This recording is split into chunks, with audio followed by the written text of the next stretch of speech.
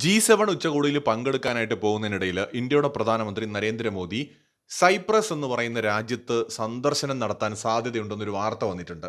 ഈ സൈപ്രസ് എന്ന് പറയുന്ന രാജ്യത്ത് എന്തുകൊണ്ടായിരിക്കാം പ്രധാനമന്ത്രി സന്ദർശനം നടത്താനായി തിരഞ്ഞെടുത്തിട്ടുണ്ടാവുക? എന്താണ് ഈ ഒരു രാജ്യത്തിന്റെ പ്രത്യേകത? ഇവിടെയാണ് തുർക്കിക്കുള്ള ഇന്ത്യയുടെ മറുപടി ഒളിഞ്ഞിരിക്കുന്നത്. ഇന്ത്യക്കെതിരായിട്ടുള്ള പല നീക്കങ്ങൾക്കും ഇന്ന് ചുക്കാൻ പിടിക്കുന്നത് തുർക്കിയാണ്. അതിപ്പോ ബംഗ്ലാദേശിലാണെങ്കിലും പാകിസ്ഥാനിലാണെങ്കിലും. ഇന്ത്യക്കെതിരായി പാകിസ്ഥാൻ നടത്തിയ ആക്രമണത്തിൽ തുർക്കിയുടെ ആയുധങ്ങളാണ് കൂടുതൽ ഉപയോഗിച്ചത്. രഹസ്യമായിട്ട് ഡ്രോണുകളടക്കം എത്തിച്ചു കൊടുത്തുകൊണ്ട് ഇന്ത്യക്കെതിരായി പാകിസ്ഥാനെ യുദ്ധം ചെയ്യാൻ പ്രേരിപ്പിച്ച കുറ്റം തുർക്കി ചെയ്തിട്ടുണ്ട്. ആ തുർക്കിക്കെതിരായ കളികൾ ഇന്ത്യയും തുടങ്ങിയിരിക്കുകയാണ്. ഗ്രീസുമായിട്ട് കൂട്ടുണ്ടാക്കി, അർമേനിയയുമായിട്ട് കൂട്ടുണ്ടാക്കി, ഇപ്പോഴത്തെ സൈപ്രസിൽ ഇന്ത്യയുടെ പ്രധാനമന്ത്രി സന്ദർശനം നടത്താൻ പോവുകയാണ്. എവിടെയാണ് സൈപ്രസ് എന്ന് പറയുന്ന രാജ്യം സ്ഥിതി ചെയ്യുന്നത്? ശരിക്കും ഇത് മെഡിറ്ററേനിയൻ കടലിൽ സ്ഥിതി ചെയ്യുന്ന ഒരു ദ്വീപ് രാഷ്ട്രമാണ് സൈപ്രസ്. ഒരു യൂറേഷ്യൻ ദ്വീപ് രാജ്യമായിട്ടും ഇതിനെ കാണാം.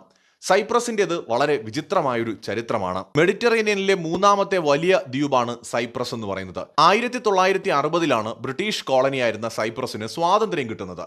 ബ്രിട്ടനിൽ നിന്ന് സ്വാതന്ത്ര്യം കിട്ടിയെങ്കിലും ഏതാണ്ട് 3% ദ്വീപിന്റെ കരഭാഗം ഇന്നും കൈയാളുന്നത് ബ്രിട്ടൻ തന്നെയാണ്. ബ്രിട്ടന് സൈനിക സാന്നിധ്യമൊക്കെ അവിടെയുണ്ട്. മിലിറ്ററി ബേസുകളും മറ്റുമൊക്കെ ആയിട്ട് ആകെ ദ്വീപിന്റെ 3% ഇപ്പോഴും ബ്രിട്ടന്റെ കയ്യിലുണ്ട്. പക്ഷെ എന്നിരുന്നാലും ബാക്കി വരുന്ന മുഴുവൻ പ്രദേശങ്ങളും സ്വാതന്ത്ര്യം നേടുകയും ഒരു സ്വതന്ത്ര രാഷ്ട്രമാകാനായിട്ട് ആഗ്രഹിക്കുകയും ചെയ്തു. എന്നാൽ അവിടെ ഒരു പുതിയ പ്രശ്നം ഉയർന്നു വന്നു. ആ ഒരു ദ്വീപിലെ പകുതിയോളം ജനത ഗ്രീസിന്റെ ഭാഗമാകാനും ബാക്കി പകുതിയോളം പേര് തുർക്കിയുടെ ഭാഗമാകാനുമാണ് ആഗ്രഹിച്ചത്. 1960 തന്നെ സ്വാതന്ത്ര്യം കിട്ടുമ്പോൾ തന്നെ ഈ പവർ ഷെയറിങ്ങുമായിട്ട് ബന്ധപ്പെട്ടൊരു എഗ്രിമെന്റ് ഒക്കെ ഉണ്ടായിരുന്നു. ഇതിന്റെ കാരണമെന്ന് പറയുന്നത് മതം തന്നെയാണ്. മതത്തിന്റെ പേരിൽ വിഭജിച്ച് കിടക്കുന്ന ഒരു ഐലൻഡാണ് ഈ സൈപ്രസ് എന്ന് പറയുന്നത്. അവിടുത്തെ ടോട്ടൽ പോപ്പുലേഷന്റെ 72.3% ക്രിസ്ത്യൻസും 25% മുസ്ലിം മത വിശ്വാസികളുമാണ്. ഈ 72% വരുന്ന ക്രിസ്ത്യൻസ് ഈ ഗ്രീസിനോട് ആഭിമുഖ്യമുള്ളവരും ഗ്രീസിനോട് ചേർന്ന് നിൽക്കണമെന്ന് ആഗ്രഹിക്കുന്നവരുമാണ്.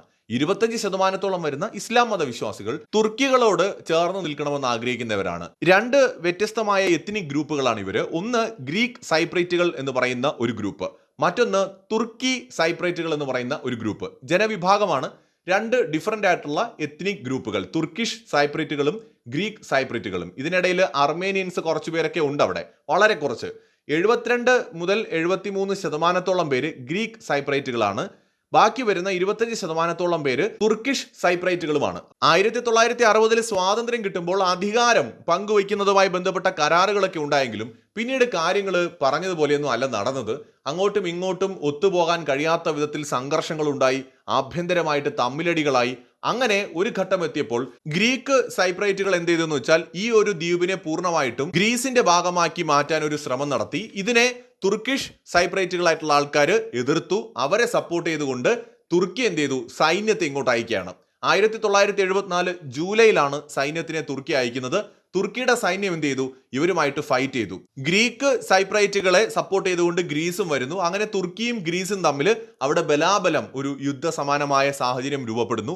ഇത് കുറെ കാലം നീണ്ടുപോയി. ഇപ്പോഴും ഇത് അവസാനിച്ചിട്ടില്ല. എന്ന് വെച്ചാൽ ഈ സൈപ്രസ് എന്ന് പറയുന്ന രാജ്യത്തിന്റെ അല്ലെങ്കിൽ ആ ദ്വീപിന്റെ ഒരു വലിയൊരു പ്രദേശം ഇപ്പോഴും കൺട്രോൾ ചെയ്യുന്നത് തുർക്കിയാണ്. തുർക്കി പിടിച്ചെടുത്തു. സൈപ്രസ് ദ്വീപിന്റെ നോർത്തേൺ പാർട്ടാണ് തുർക്കിയുടെ കൺട്രോളിലുള്ളത്. തുർക്കിയുടെ കൺട്രോളിലാണ് ഇപ്പോഴും ആ ഒരു പ്രദേശം ഉള്ളത്. ബാക്കി വരുന്ന ഏതാണ്ട് 60% വരുന്ന ഏരിയ ഇപ്പോഴും പ്രധാനപ്പെട്ട സൈപ്രസ് എന്ന് പറയുന്ന ആ ഒരു ഗ്രീക്ക് സപ്പോർട്ടേഴ്സിന്റെ കൂടെയുമാണ്, അല്ലെങ്കിൽ അവരുടെ കൈവശവുമാണ്. അങ്ങനെ രണ്ടായിട്ട് വിഭജിച്ച് കിടക്കുകയാണ് സൈപ്രസ് ദ്വീപ്.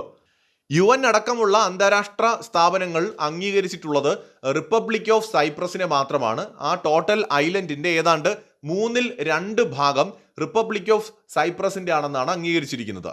Turkish Republic of Northern Cyprus എന്ന് പറഞ്ഞിട്ട് ബാക്കി വരുന്ന ഒരു പ്രദേശമുണ്ട്. ആ പ്രദേശം എന്ന് പറയുന്നത് ടോട്ടൽ ദ്വീപിന്റെ 1/3 ഭാഗം വരും. ഈ പ്രദേശത്ത് കൺട്രോൾ ചെയ്യുന്നത് തുർക്കിയും തുർക്കിയെ സപ്പോർട്ട് ചെയ്യുന്ന ആ ദ്വീപിലുള്ള ആൾക്കാരുമാണ്. ഇതിനെ ഒഫീഷ്യലായിട്ട് UN ഒന്നും അംഗീകരിച്ചിട്ടില്ല. തുർക്കി മാത്രമാണ് തുർക്കിഷ് റിപ്പബ്ലിക് ഓഫ് നോർത്തേൺ സൈപ്രസിനെ അംഗീകരിച്ചിട്ടുള്ളത്. ഏതാണ്ട് ഇന്ത്യ പാകിസ്ഥാൻ സാഹചര്യത്തോട് വളരെ സമാനമാണ് ഇവിടത്തെയും കാര്യം. ബ്രിട്ടീഷുകാർ സ്വാതന്ത്ര്യം തന്നു പോയപ്പോൾ രണ്ടായിട്ട് വിഭജിക്കപ്പെട്ടു എന്ന് തന്നെ അവിടെയും പറയാം. അവിടെയും ഈ മതം തന്നെയായിരുന്നു കാരണം. 25% മുസ്ലിം മതവിശ്വാസികളും 70-73% ക്രിസ്ത്യൻസും ആണ് അവിടെ ഉണ്ടായിരുന്നത്. അപ്പൊ മതത്തിന്റെ പേരിൽ വിഭജിക്കപ്പെട്ട് കിടക്കുന്ന ഒരു ഐലൻഡ് അല്ലെങ്കിൽ ഒരു രാജ്യമാണത്. അതിൽ റിപ്പബ്ലിക് ഓഫ് സൈപ്രസ് എന്ന് പറയുന്ന ആ ഒരു പ്രധാന രാജ്യം അല്ലെങ്കിൽ ലോകം അംഗീകരിച്ചിട്ടുള്ള രാജ്യം, അവര് മുഴുവൻ ഐലൻഡും ഇപ്പോഴും ക്ലെയിം ചെയ്യുകയാണ്. എന്നാൽ തുർക്കി സൈന്യം, 10,000-കണക്കിന് തുർക്കി സൈന്യം ഇപ്പോഴും സൈപ്രസ് ദ്വീപിന്റെ നോർത്തേൺ പാർട്ടിലുണ്ട്. അവരിപ്പോഴും ആ റീജിയൻ കൺട്രോൾ ചെയ്യുകയാണ്. ഒന്നും കൂടി വ്യക്തമായി പറഞ്ഞാൽ ഗ്രീസ് സപ്പോർട്ട് ചെയ്യുന്നത് റിപ്പബ്ലിക് ഓഫ് സൈപ്രസിനെയാണ്.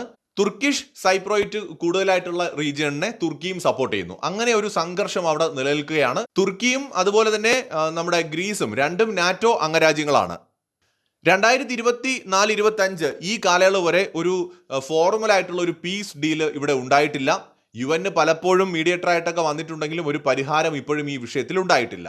ഈ പശ്ചാത്തലത്തിൽ വേണം ഇന്ത്യയുടെ പ്രധാനമന്ത്രി നരേന്ദ്രമോദി സൈപ്രസ് സന്ദർശിക്കുന്നതിനെ നമ്മൾ കാണേണ്ടത്. എന്ന് വെച്ചാൽ രണ്ട് വള്ളത്തിൽ കാല് വെച്ച് കിടക്കുന്ന രാജ്യമാണ് തുർക്കി എന്ന് പറയുന്നത്. കുറച്ചു ഭാഗം യൂറോപ്പിലും കുറച്ചു ഭാഗം വന്നിട്ട് ഏഷ്യയിലും, ഇതിന്റെ ഇടയിൽ വെള്ളമാണെന്ന് പറയുന്ന പോലെ അവിടെയുമല്ല ഇവിടെയും അല്ലാതെ കിടക്കുന്ന ഈ യൂറേഷ്യൻ രാജ്യമായ തുർക്കി അവരുടെ കാര്യം നോക്കാതെ ഇങ്ങ് ഇന്ത്യൻ സബ് കോണ്ടിനെന്റിൽ വന്നിട്ട് നമുക്കിട്ട് പണിയാൻ നോക്കിക്കഴിഞ്ഞാൽ തീർച്ചയായിട്ടും നമ്മളും മറ്റു വഴികൾ തേടും. ഇപ്പൊ ബംഗ്ലാദേശിൽ കയറി ഇടപെടുന്നു, പാകിസ്ഥാന് വേണ്ടിയിട്ട് സംസാരിക്കുന്നു, അല്ലെങ്കിൽ പാകിസ്ഥാൻ ആയുധം കൊടുത്ത് സപ്പോർട്ട് ചെയ്യുന്നു. സ്വാഭാവികമായിട്ട് തുർക്കിയുടെ മൂക്കിന്റെ തുമ്പത്ത് കിടക്കുന്ന സൈപ്രസിൽ കയറി കളിക്കാൻ ചിലപ്പോൾ ഇന്ത്യയും തീരുമാനിച്ചിട്ടുണ്ടാകാം. ഓൾറെഡി ഗ്രീസുമായിട്ട് വളരെ സ്ട്രോങ് ആയിട്ടുള്ള ഒരു ബന്ധം ഇന്ത്യക്കുണ്ട്. അത് കൂടുതൽ ശക്തിപ്പെടുത്തിക്കൊണ്ട് സൈപ്രസുമായിട്ട് അടുക്കാനുള്ള ഒരു തീരുമാനമാണ് ഇന്ത്യക്ക് എന്നാണ് തോന്നുന്നത്. ഇന്ത്യയുടെ പ്രധാനമന്ത്രി നരേന്ദ്രമോദി സൈപ്രസിലേക്ക് പോകാൻ തീരുമാനിച്ചിരിക്കുന്നതിനെ ആ ഒരു സാഹചര്യത്തിൽ വേണം വിലയിരുത്താൻ. ഇത്രയും കാലം ഇന്ത്യ തുറക്കാതിരുന്ന ഒരു കാർഡാണിത്. ഇന്ത്യയുടെ പ്രധാനമന്ത്രിയായിരുന്ന ഇന്ദിരാഗാന്ധിയാണ് ആദ്യമായിട്ട് 1983 സൈപ്രസ് സന്ദർശനം നടത്തുന്ന ഇന്ത്യയുടെ പ്രധാനമന്ത്രി. രണ്ടാമത് ഇന്ത്യയുടെ പ്രധാനമന്ത്രിയായിരുന്ന അടൽ ബിഹാരി വാജ്പേയി 2002 അദ്ദേഹം സന്ദർശനം നടത്തുന്നു. അതിനുശേഷം ഇന്ന് വരെ മറ്റൊരു പ്രധാനമന്ത്രിയും അവിടെ പോയിട്ടില്ല.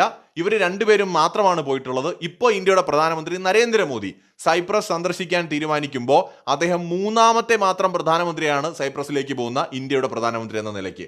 അപ്പോൾ അദ്ദേഹത്തിന്റെ ഈ സന്ദർശനം വളരെ കൃത്യമായി തുർക്കിക്കുള്ള ഒരു മറുപടിയാണ്. ഇന്ത്യ ഒരു മേജർ പ്ലെയർ ആയിട്ട് ഇത്തരം വിഷയങ്ങളിൽ മാറാൻ പോകുന്നു. അതായത് ഇന്ത്യയോട് എങ്ങനെയാണോ അതേ നാണയത്തിൽ തന്നെ തിരിച്ചടിക്കാൻ ഇന്ത്യ തീരുമാനിക്കുന്നു എന്ന് വേണം കരുതാൻ. സൈപ്രസ്, ഗ്രീസ് പോലെയുള്ള വിഷയങ്ങളിൽ ഇന്ത്യ ഇടപെടാൻ പോകുന്നു. തുർക്കി പാകിസ്ഥാനെയും ബംഗ്ലാദേശിനെയും സപ്പോർട്ട് ചെയ്തോട്ടെ, നമ്മൾ പകരം ഗ്രീസിനെയും അർമേനിയയും സൈപ്രസിനെയും ഒക്കെ സപ്പോർട്ട് ചെയ്യും എന്നുള്ള നിലയിലേക്ക് കാര്യങ്ങൾ മാറുകയാണ്. ഒരു ശക്തമായ ഒരു നയതന്ത്ര തലത്തിലുള്ള ഇന്ത്യയുടെ ഒരു മാറ്റമാണ് ഇവിടെ കാണുന്നത്. ഇത്രയും കാലം ഇന്ത്യ ഇത്തരം വിഷയങ്ങളിൽ മിണ്ടാതെ വിട്ടു നിന്നിരുന്നുവെങ്കിൽ ഇപ്പോൾ ഇന്ത്യ അങ്ങനെ നിൽക്കാൻ തീരുമാനിച്ചിട്ടില്ല, ഞങ്ങളും പക്ഷം പിടിക്കാൻ തീരുമാനിക്കുന്നുവെന്ന ഒരു സൂചന കൊടുക്കുകയാണ്. ഇത് തുർക്കിക്ക് വലിയ തിരിച്ചടിയാവും. കാരണം തുർക്കിയുടെ സൈനിക ശേഷി എന്താണെന്നും തുർക്കിക്ക് എന്തൊക്കെ ചെയ്യാൻ പറ്റുമെന്നും ഇന്ത്യക്ക് നന്നായിട്ടറിയാം. കാരണം ഇന്ത്യ പാകിസ്ഥാനെ നേരിടുക എന്ന് പറഞ്ഞാൽ അത് തുർക്കിയെയും ചൈനയും കൂടി നമ്മൾ നേരിടുകയാണ്. കാരണം പാകിസ്ഥാന്റെ കയ്യിൽ ഇവരുടെ ആയുധങ്ങളാണുള്ളത്. അപ്പോൾ അതുകൊണ്ട് തന്നെ ഇന്ത്യക്ക് നന്നായിട്ടറിയാം ഇവർക്കൊക്കെ എന്തിനൊക്കെ പറ്റും, ഇവരുടെ ആയുധങ്ങൾ എങ്ങനെ പ്രതിരോധിക്കാൻ പറ്റും, ഏത് ആയുധങ്ങൾ ഉപയോഗിച്ച് സാധിക്കും. അപ്പം ഇന്ത്യ ഈ സൈപ്രസിലേക്ക് പോകുമ്പോൾ സ്വാഭാവികമായിട്ടും തുർക്കിയുടെ നെഞ്ചിടിപ്പ് കൂടുമെന്ന കാര്യത്തിൽ ഒരു തർക്കവുമില്ല. കാരണം ഇന്ത്യ വിചാരിച്ചാൽ സൈപ്രസിനെ വളരെ ശക്തമായിട്ട് സപ്പോർട്ട് ചെയ്യാനായിട്ട് സാധിക്കും. അത് ആയുധങ്ങൾ കൊടുത്തുകൊണ്ട്, അതുപോലെ ഇന്റലിജൻസ് റിപ്പോർട്ടുകൾ ഷെയർ ചെയ്തുകൊണ്ട് പല രീതിയിൽ സഹായിക്കാൻ പറ്റും. അതൊരു പക്ഷേ തുർക്കിക്ക് ഭാവിയിൽ വലിയ തിരിച്ചടിയാകാനുള്ള സാധ്യതയുണ്ട്. മറ്റൊരു വീഡിയോയുമായി വീണ്ടും വരാം.